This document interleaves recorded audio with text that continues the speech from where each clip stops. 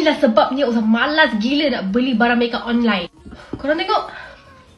Hey, ni bukan shirt Uzah tau. Masa Uzah beli tu, Uzah puas belik-belik dekat cermin dengan kod yang Uzah nak order tu.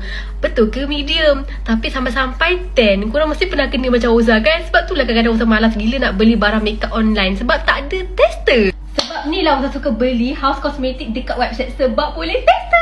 Macam mana nak tester? Senang gila. Korang pilih je produk yang korang nak beli. Lepas tu korang klik kat sana. Lepas tu korang boleh scroll sikit. Korang nampak tak ada try on. Akan keluar try on tu. Korang tekan. Lepas tu korang boleh pilih shade mana yang sesuai dekat kulit wajah korang.